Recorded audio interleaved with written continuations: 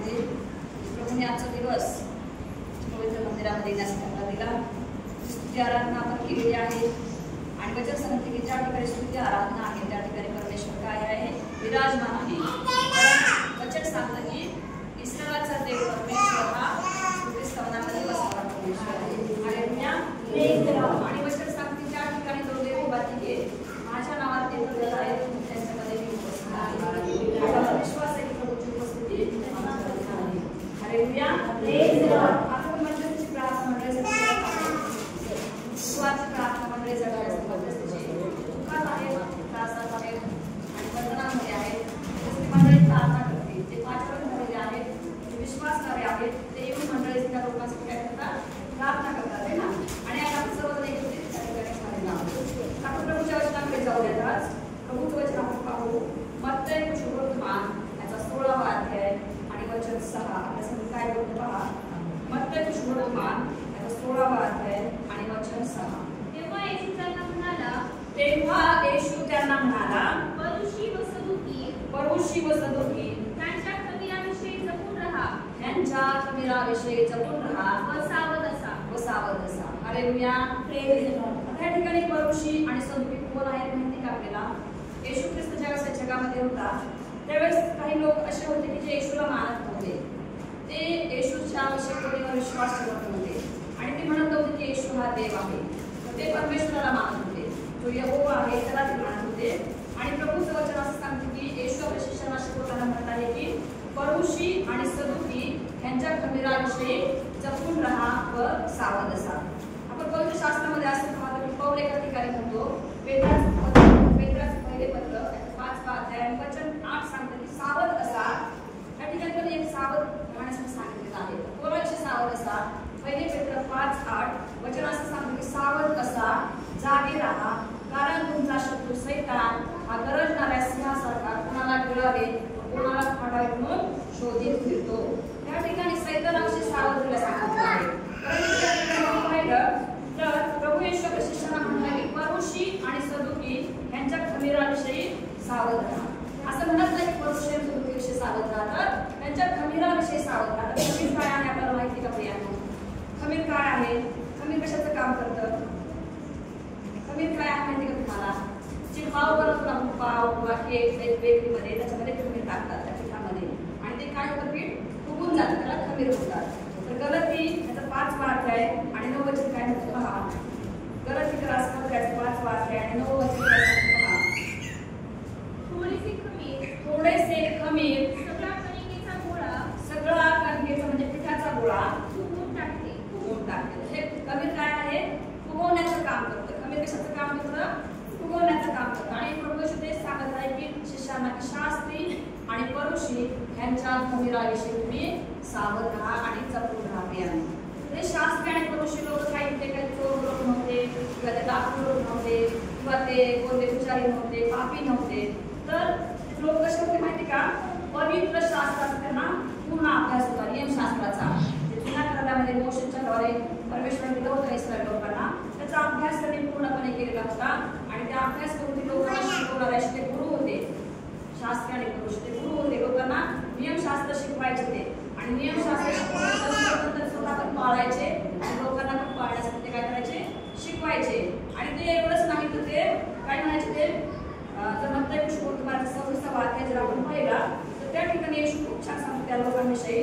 त्याचं हेडिंगच असं आहे की शास्त्री आणि परुषी यांचा निषेध येशूने केलेला आहे. आणि मग वचन सांगतं की तेव्हा येशू लोकसमुदायास आपल्या शिष्यांना म्हणाला, शास्त्री व परुषी हे मोशेच्या आसनावर बसले आहेत. म्हणजे शास्त्री परुषी जे होते ते मोशेचं नियमशास्त्र करायचे, आचरण करायचे, ते पाळायचे. आणि शास्त्री आणि परुषी हे मोशेच्या आसनावर बसले आहेत म्हणून ते जे काही तुम्हाला सांगतील ते सर्व आचरित जा व पाळत जा, परंतु त्यांचे कृतीप्रमाणे करू नका. येशू आपल्या शिष्यांना आणि लोकसमुदायाला सांगत आहे की तुम्ही त्यांचं ऐका, जे ते आचरण करत नाही त्यांचं आचरण तुम्ही करू नका. कारण ते आचरण कसं करायचे, ते वेगळे करायचे. ते काय म्हणायचे, आम्ही तुमचे गुरुजी आहोत आणि तुम्ही आम्हाला गुरुजी म्हणा, आम्हाला नमस्कार करा. आणि त्यांना मोठे मोठे आसन आवडायचे, सभास्थानामध्ये श्रेष्ठ आसन आवडायचे, त्यांना जेवणावळीमध्ये श्रेष्ठ आसन आवडायचे आणि ते मोठे मोठे सगळे घालून फिरायचे. आणि ते नुसतं आपला अभिमान, आपला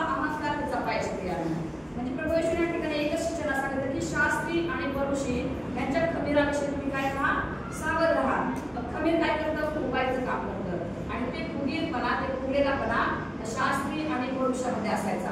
त्यांनी म्हणायचे की आमच्याशिवाय पवित्र कोणी नाही, आमच्याशिवाय नीतिमान कोणी नाही. स्वतःला काय करायचे, खूप पवित्र समजायचे आणि दुसऱ्यांना काय करायचे, तुच्छ लेखायचे त्याने. आणि म्हणून प्रभू त्यांच्यामध्ये खमीर आहे जे फुगवायचं काम करतं. आणि हे लोक कसे आहेत, फुगलेले आहेत, मीपणाने, अहंकाराने, घमेंडी काय सगळे शास्त्र पुरुषी फुगलेले आहेत. म्हणून प्रभू त्यांना म्हणतो की त्यांच्या खमीराविषयी तुम्ही काय करा, जपून राहा. प्रभू त्यांना असं म्हणत नाही की तुम्ही त्यांच्याकडे बसू नका, तुमच्याकडे त्यांच्याकडे जाऊ नका. प्रभू म्हणतो तुम्ही फक्त त्यांच्यापासून काय राहा, सावध राहा प्रियांनो. Hallelujah, hallelujah. बराच वेळेस असं वाटतं की आपल्याला हा बाबा हा खूप दारूला माणूस आहे, त्याच्याजवळ बसायला नको, आपल्याला संगतीला राहत नाही, हा पापी माणूस संगती आपल्याला राहत नाही, असं आम्ही स्वतःला काय करतो, इतमान समजतो, धार्मिक समजतो. परंतु प्रभू येशूने असं केलं का नाही. पूर्ववचन सांगतो की मी पापी लोकांना टाळावयास जगामध्ये आलेलो आहे ना. नीतिमानासाठी नाही आलो, तुम्ही कोणासाठी आलेलो आहे, पापी लोकांसाठी, पापी लोकांना टाळावयास जगात आलेलो आहे. प्रभू येशूने कधीच त्या लोकांची संगती सोडली नाही, त्यांना जवळ केलेलं आहे. पापी लोकांना त्यांच्या प्रीती केली आहे प्रभू येशूने. ज्यावेळेस आपण पाहतो की व्यभिचारी स्त्री होती आणि अनेक लोक त्या ठिकाणी दगडमार करत होते, प्रभू येशूने त्यांच्या पापाची काय केलं आहे, क्षमा केली, तिला दोष दिला नाही, तिला शिक्षा दिली नाही, तिला काय केलं आहे, क्षमा केली आहे. तर ह्या जे सवयी असतात ना, सवयी आणि स्वभाव हे दोन गोष्टी कशा आहेत, वेगवेगळ्या आहेत. सवयी ज्या असतात ना त्या मनुष्याच्या शरीराला असतात आणि स्वभाव जो असतो तो मनुष्याच्या आतमध्ये असतो. सवयी लवकर निघून जातात पण स्वभाव निघायला काय होतो, उशीर लागतो. आता एखादा मनुष्य खूप दारू पिणारा मनुष्य असेल आणि त्याला प्रभू कळला, त्याची सवय निघून जाते दारू प्यायची, आहे ना.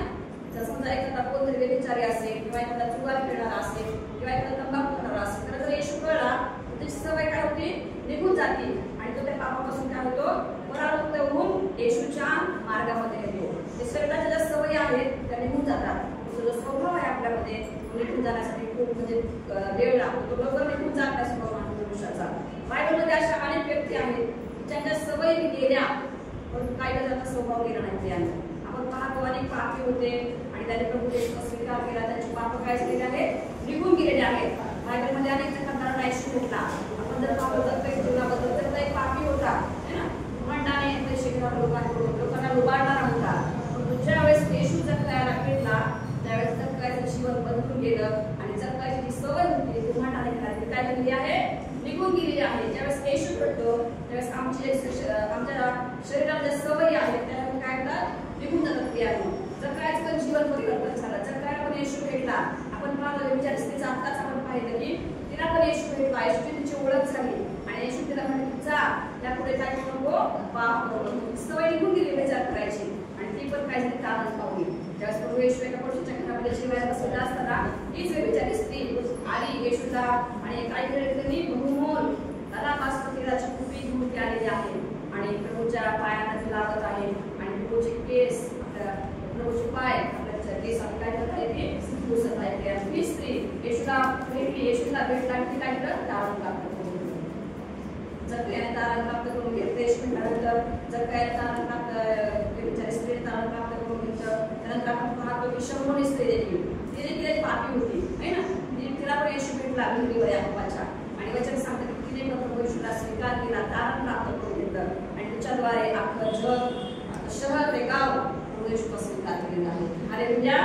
त्यानंतर आपण पाहतो की जो चोर वधस्तंभावर होता त्याला पण येशू आयुष्यभर कधी येशूला पाहिलं नाही, येशूची ओळख नाही, परंतु वधस्तंभावर त्याला येशू भेटला आणि त्याने तारण प्राप्त करून. अशा ज्या सवया होत्या, जगताय जो होता तो लुबाडणार होता, व्यभिचारी स्त्री व्यभिचार करणारी होती, शमोनी स्त्री पण एक पापी स्त्री होती आणि हा चोर पण काय होता, चोर होता, डाकू होता, त्याला येशू बरोबर वधस्तंभावर वेळेलं होतं. अशा ज्या शरीराला सवया होत्या त्या येशू भेटल्यानंतर गेलेल्या आहेत.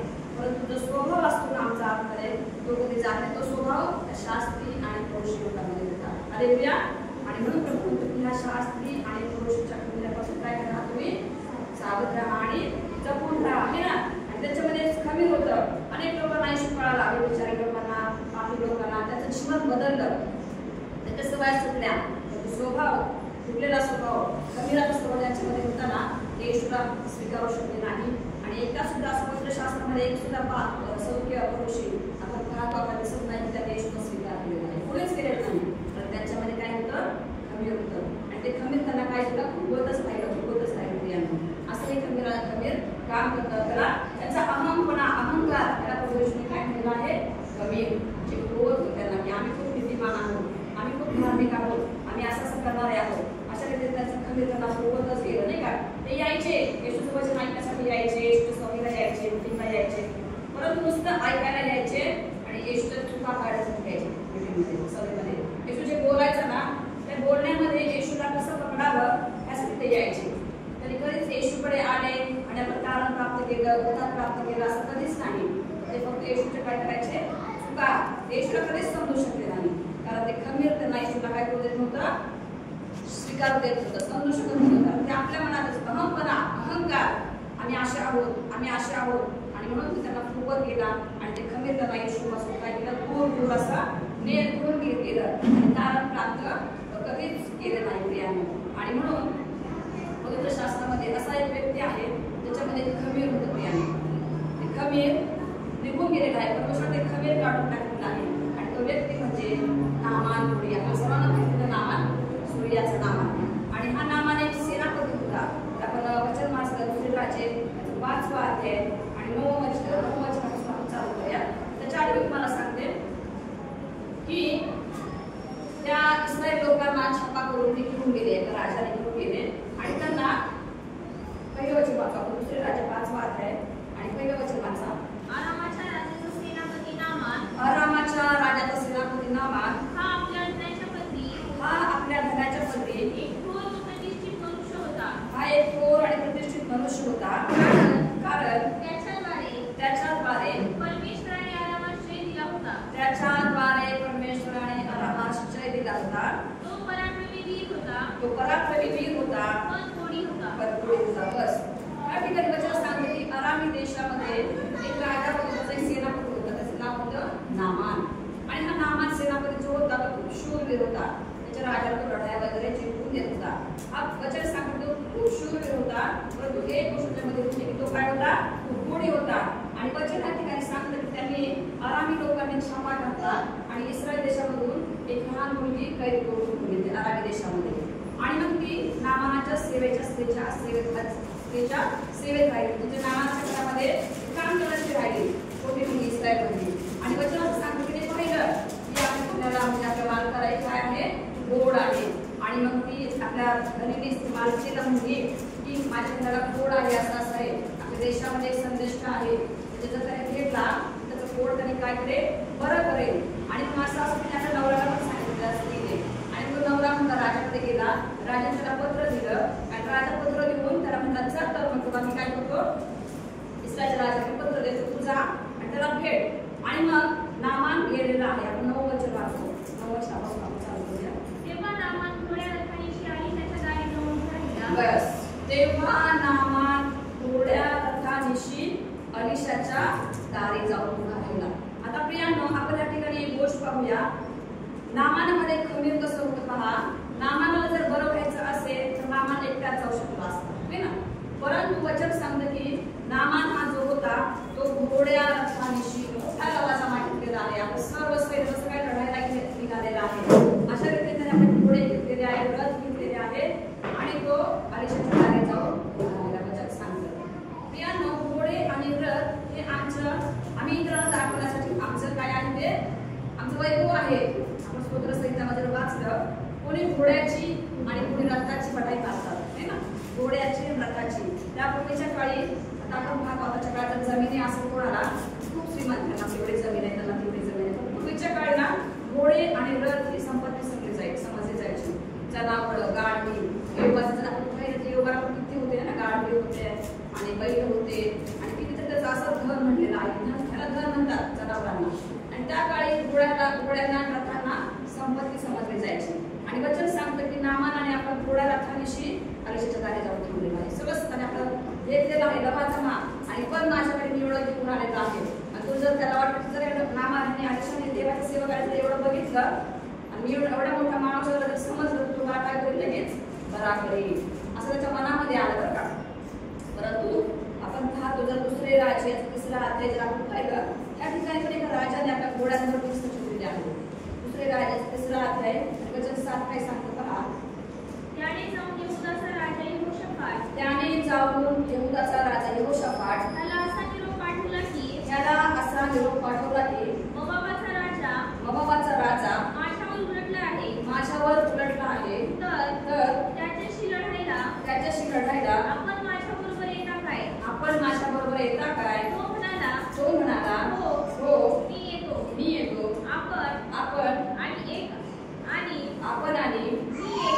आपण आणि मी एकच. माझे लोक ते आपले लोक. माझे घोडे ते आपले घोडे.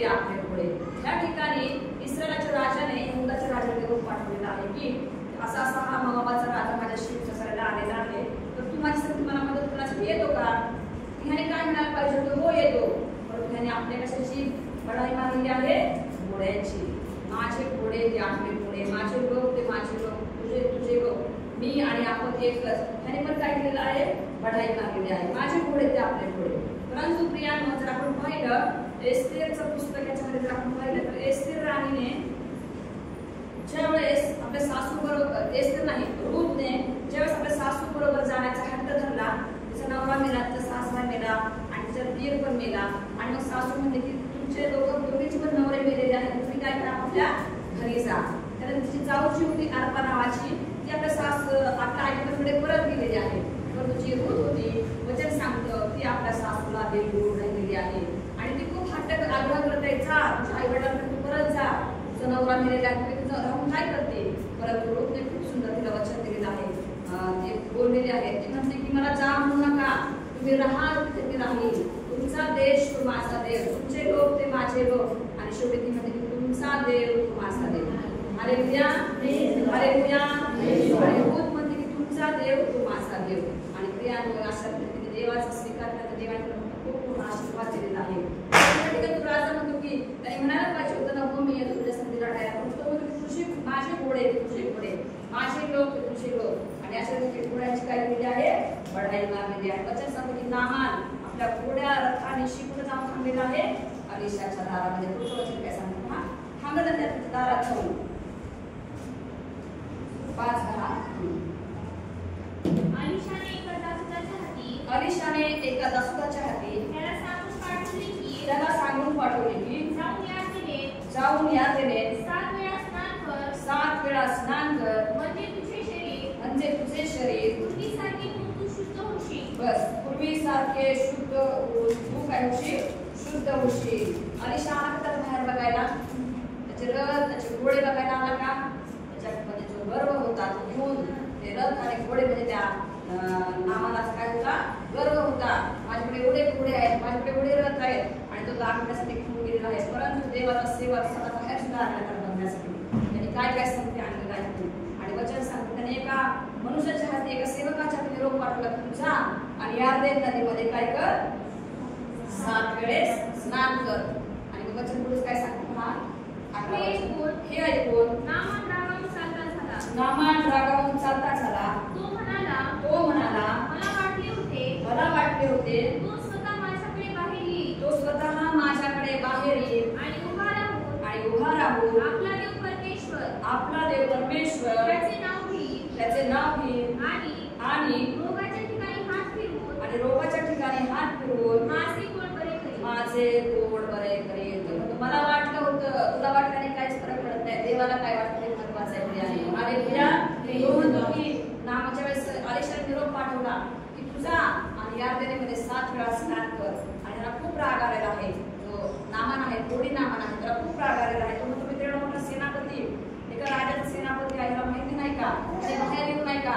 मला असं वाटलं होतं तो बाहेर येईल आणि माझ्या पोटाच्या ठिकाणी हात फिरवर, म्हणजे देवाचं नाव घेईल आणि एका क्षणात माझं पोट बरं कर. त्याच्यामध्ये गर्व होता, त्याच्यामध्ये अभिमान होता. त्याने मला घरात का नाही बोलवलं, त्याने माझ्या सगळं बाहेर का नाही आला. परंतु देवाच्या सेवकाला एकच निरोप पाठवला, जा आणि या देण्यामध्ये 7 वेळा काय कर? कळी मार आहे ना. आता पुढं काय ते म्हणतो, पण तू अलिशाने असं काहीच केलं नाही, बाहेर सुद्धा आलं नाही, त्याला पाहिलं सुद्धा नाही, त्याचे लवाचा मान आहे ते सुद्धा त्याने पाहिले नाही. प्रियांनो, वचन काय सांगते पुढं? निमिष काढल्या नद्या अबाना ह्या इस्रायलच्या सर्व जलाशयापेक्षा उत्तम नाही काय? त्यात स्नान करून मला शुद्ध होता यायचे नाही काय? Hallelujah, hallelujah. त्याने पाहिलं अलिशा बाहेर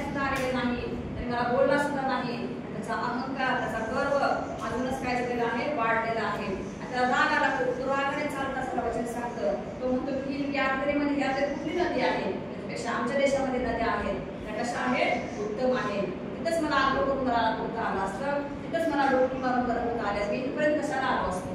असताना खूप राग आलेला आहे आणि तो रागाने काय झालेला आहे चालता झालेला आहे है ना.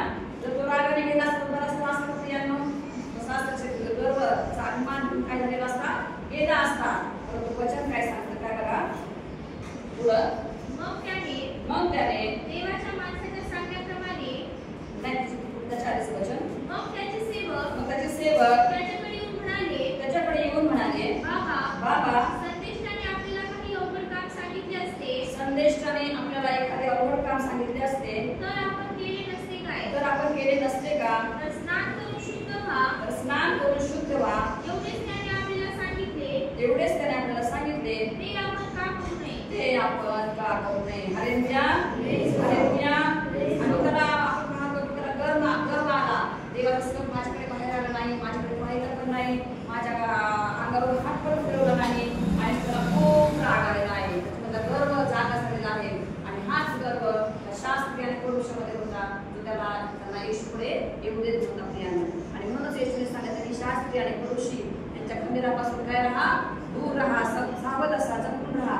आणि वचन सांगतो की हाच नामामध्ये गर्व आलेला आहे आणि तो निघालेला आहे परत राग आणि गर्व त्याच्यामध्ये अहंकार आला. आता मी जात नाही या मध्ये त्याला सोपं काम सांगितलं होतं आणि त्याचे सेवक त्याच्या बरोबरचे ते त्याने घेऊन आलेला लवाजमा मोठा आणि वचन सांगतो ते सेवक आले त्याच्याकडे आणि ते म्हणते की बाबा संदेशाने तुम्हाला एवढं सोपं काम सांगितलं ना, फक्त या नदीमध्ये जाऊन उचकळी मारा. तर काय अवघड सांगितलं असतं, पैसे मागले असते तुम्ही दिले असते त्याला, एवढे मोठे पैसे द्या.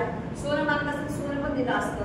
हे तर खूप सोपं काम आहे की या नदीमध्ये फक्त जाऊन उचकळ्या मारा, तुम्ही तेवढं पण करू नये का. त्याने विचार केला असेल खरंच हे सेवक सांगत आहेत ते मी ऐकायला पाहिजे. आणि पुढं काय वचन सांगतं मग त्याने देवाच्या माणसाच्या सांगण्याप्रमाणे यात्रेने जाऊन 7 वेळा उचकळ्या मारल्या. तेव्हा त्याचे शरीर लहान मुलाच्या शरीरासारखे होऊन तो शुद्ध झाला. हालेलुया. त्यावेळेस त्याने गर्व खाली केला, सेवकांचं ऐकलं, गर्वाला म्हणला असं पवित्र रथामध्ये मी खाली जाऊन येतो, नम्र झाला. प्रियानं पाण्यामध्ये उतरताना त्याला कपडे काढायची गरज नाही पडत, आपल्याला गर्व काढायची गरज पडलेली आहे. हालेलुया.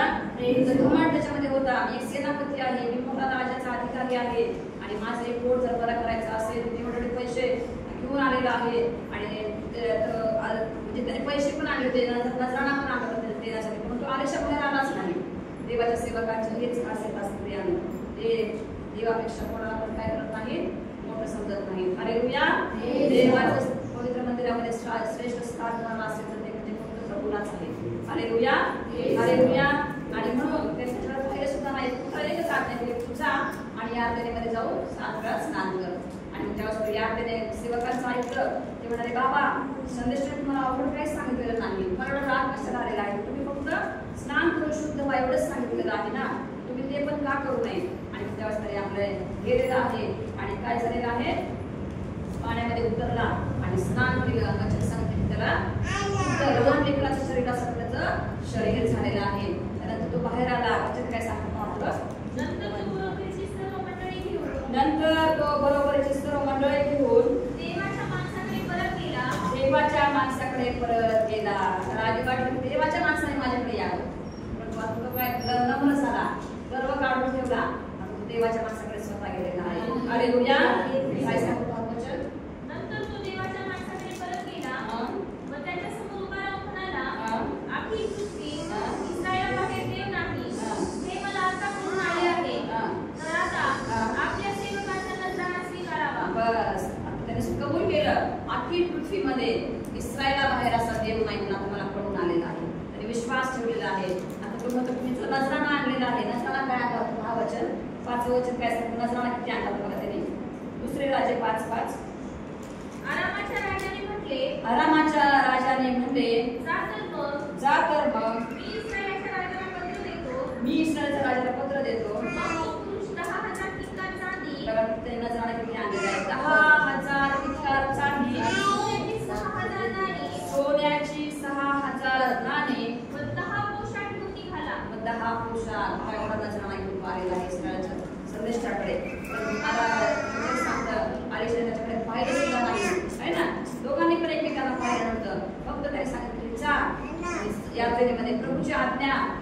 पाळली. देवाच्या शब्दाचे शब्द त्यांनी पाळलेला आहे आणि वचन सांगते तो काय झालेला आहे, बरा झालेला आहे. बरा झाल्यानंतर परत जो नजराणा आणला होता परत संदेष्टाकडे गेलेला आहे आणि तो म्हणतो की खरोखर मला आता कळून आलं की इस्रायला बाहेर अखिल पृथ्वीमध्ये असा देवच नाही. त्यांनी कबूल केलेला आहे नामानाने प्रियांनी. आणि ज्यावेळेस नामानाने कबूल केला की आता हा नजराणा घ्या, स्वीकार करा, मी आता बरा झालेला आहे, मी तुम्हाला देण्यासाठीच आणलेला आहे. 10,000 10 पोशाख, 10,000 टक्का चांदी आणि सोन्याची 6,000 नाणी एवढं तरी आणलेलं होतं देवाच्या सेवकाला देण्यासाठी प्रियांनी. परंतु आदेशाने ते घेतलं का? हा पुढं वचन काय सांगतं? तो म्हणाला ज्या परमेश्वराच्या हुजुरास मी असतो त्याच्या जीविताची शपथ मी काही एक घेणार नाही. Hallelujah, hallelujah. अलिशाने जाणलं, अलिशाला समजलं त्याची संपत्ती मला देत नाही, त्याचा गर्व मला देत आहे. अलिशाने गर्व घेतला, संपत्ती घेतली असता अलिशाच्या मनामध्ये काय आला असता? गर्व आला असता. तो म्हणला मी काही सुद्धा काय करणार नाही, घेणार नाही. त्याला पण अभिमान आला असता, माझ्याकडून बरा झालेला आहे, माझ्याकडून असं झालेलं आहे, माझ्याकडून चमत्कार घडलेला आहे. आणि जर अलिशाने घेतला असतो तर तुम्ही काही घेणार नाही. पुढे काय सांगतं वचन? त्याने त्याला पुष्कळ आग्रह केला तरी तो काही घेईना. तेव्हा नामान म्हणाला एवढी तरी निदान कृपा करा आपल्या दासाला बस. आता बघा किती निर्णय झालेला आहे, किती नम्र झालेला आहे, त्याच्यावर सर्व अभिमान गळून पडलेला आहे. आला सोनं घेऊन जाताना काय मागत आहे? काय मागत आहे? माती मागत आहे. Hallelujah, hallelujah. सोनं घेऊन आलेला आहे, चांदी घेऊन आलेला आहे, पोशाख घेऊन आलेला आहे. परंतु लीन झाला, नम्र झाला, गर्व गळून पडला, अभिमान गळून पडला आणि राजाला की तुम्ही जर काही घेत नाही ना एवढी कृपा करा माझ्यावर, तुमचे थोडं तरी ओझं द्या. देशातली तुमच्या जे राज्यातील जमीन आहे 2 खेचराची 2 पोत्याची माती मला काय करा द्या, म्हणजे मी काय करत ते माझ्या देशाला घेऊन जाईल. ती नम्र असं रीतीने प्रभूचं त्याच्यात काय केलेलं आहे? अभिमान गळून पडलेला आहे, अहंकार गळून पडलेला आहे. आपण अजून एक वचन वाचूया. इर्मियाचं पुस्तक याचं 9वा अध्याय वचन 23. आम्हाला अभिमान करायचा आहे, आम्हाला अहंकार बाळगायचा आहे, परंतु कशाचं बाळगायचं नाही आणि कशाचा बाळगायचा आहे वचन आम्हाला सांगतो. परमेश्वर म्हणतो ज्ञानाने आपल्या ज्ञानाचा अभिमान बाळगू नये, बलवानाने आपल्या बळाचा श्रीमंताने आपल्या श्रीमंतीचा अभिमान बाळगू नये. बघा काय कशाने बाळगायचं नाही. ज्ञानाने आपल्या ज्ञानाचा मी खूप ज्ञानी आहे, माझं एवढं शिक्षण झालेलं आहे, मला एवढा जॉब आहे, मला एवढं ज्ञान आहे, मला एवढी बुद्धी आहे, असा कधीच ज्ञानाने आपल्या ज्ञानाचा अभिमान बाळगायचा नाही. बलवानाने आपल्या बळाचा अभिमान बाळगायचा नाही. मी खूप बलवान आहे, मी खूप ताकदवर आहे, मला कधीच आजार येत नाही, मी कधी आजारी पडत नाही, मी कधी गोळी खात नाही, असं कधी सुद्धा म्हणायचं नाही. आणि तिसरी गोष्ट श्रीमंताने आपल्या श्रीमंतीचा कधीच अभिमान बाळगायचा नाही. मी एवढा श्रीमंत आहे, त्या नामाने तोच अभिमान बाळगला नाही का? माझ्याकडे एवढे घोडे आहेत, माझ्याकडे एवढे रथ आहेत आणि त्याने अभिमान बाळगून तो देवाच्या सेवकाकडे गेलेला आहे. परंतु वचन सांगतं की त्याचा सर्व अभिमान काय झालेला आहे? निघून गेलेला आहे, लीन झाला आहे, नम्र झालेला आहे. ज्यावेळेस त्याने अभिमान काढला, गर्व काढला, त्यावेळेस तो बरा झालेला आहे ना. परमेश्वर म्हणतो ज्ञानाने ज्ञानाचा नाही अभिमान बाळगायचा, बलवानाने बळाचा नाही मानायचा, श्रीमंताने आपल्या श्रीमंतीचा अभिमान नाही बाळगायचा. कशाचा बाळगायचा? 24वा वचन काय सांगतं? बाळगावयाचा असेल तर मी दया करणारा पृथ्वीवर धर्म व न्याय चालवणारा परमेश्वर आहे, याची त्याला जाणीव आहे, ओळख आहे, याविषयी बाळगावा. हालेलुया. परमेश्वर आमचा देव आहे, परमेश्वराची माझी ओळख झालेली आहे, याचा आम्हाला अभिमान पाहिजे. Hallelujah, hallelujah. आणि म्हणून वचन सांगतं गलती 6:14 की आपण गेल्या महिन्यातच वचन ऐकलं की आपला प्रभू येशू ख्रिस्त याच्या वधस्तंभाच्या अभिमानाशिवाय कशाचाही अभिमान बाळगणे माझ्या हातून न हो. हालेलुया. आपला प्रभू येशू ख्रिस्ताचा अभिमान पाहिजे आम्हाला. आणि हेच शास्त्रीय पुरुषीला प्रभू येशूचा विषय अभिमान नव्हतं. त्यांनी स्वतःचाच अभिमान बाळगायचे, स्वतःलाच उंच करायचे, स्वतःच्याच बढाई मारायचे. एक पुरुषी तर प्रार्थना करण्यासाठी गेलेला असताना म्हणतो की हे परमेश्वरा, हे देवा, मी आठवड्यातून 2दा उपवास करतो, है ना, मी माझे मिळत त्याचा दशांश तुला देतो, असं स्वतःविषयी अभिमान बाळगायचे, असं त्यांना गर्व होता. आणि म्हणूनच प्रभू येशूने सांगितलं त्या शिष्यांना की सदुकी आणि परुषी यांच्या खंडेराविषयी काय हा सावध राहा. Hallelujah hallelujah. कॅथोलिक वचन वाचू पहिले कोरिंथपत्र यांचा पहिला अध्याय 31 वचन. पहिले कोरिंथपत्राचा पहिला अध्याय वचन 31. यासाठी की जो अभिमान बाळगतो त्याने परमेश्वराविषयी तो बाळगावा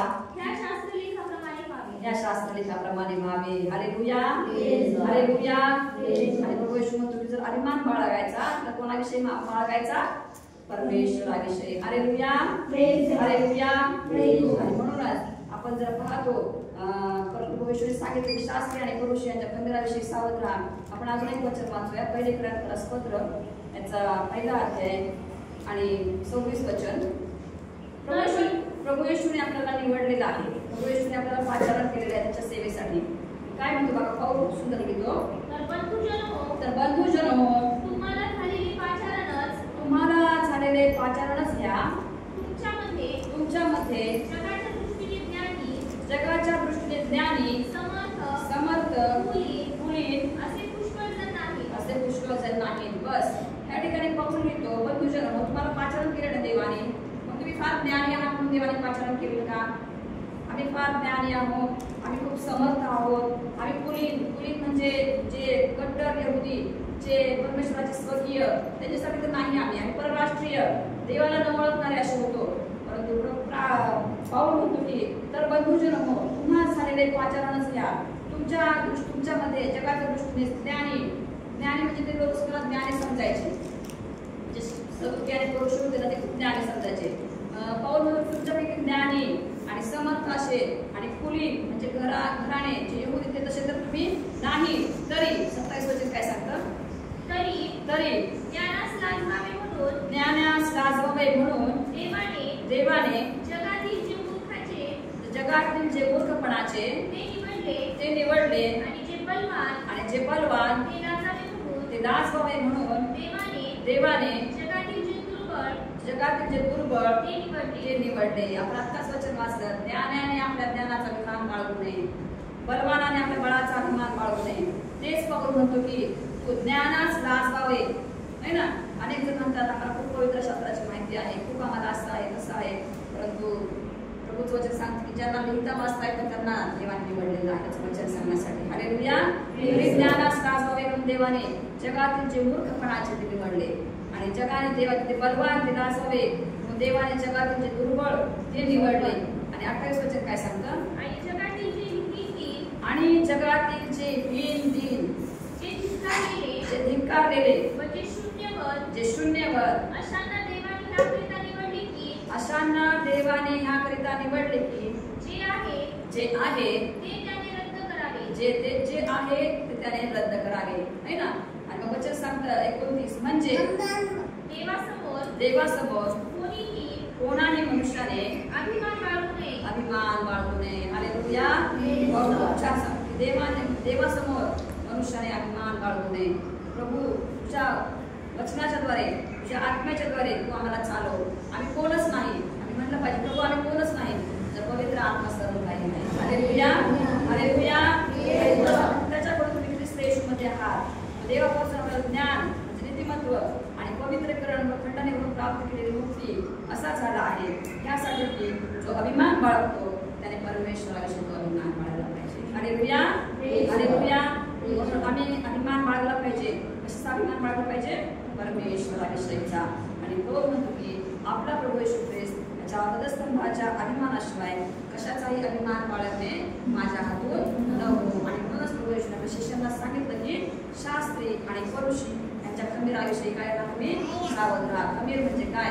आमचा अहंपणा, आमचा अहंकार, आमचा गर्व, आमचे घमेंड हे जे आहे या शास्त्री आणि पुरुषांमध्ये तुम्ही तो स्वभाव आमच्यामध्ये असायला नाही पाहिजे. प्रियांनो स्वभाव सवय निघून जाते पण स्वभाव कधीच निघत जात नाही. हालेलुया.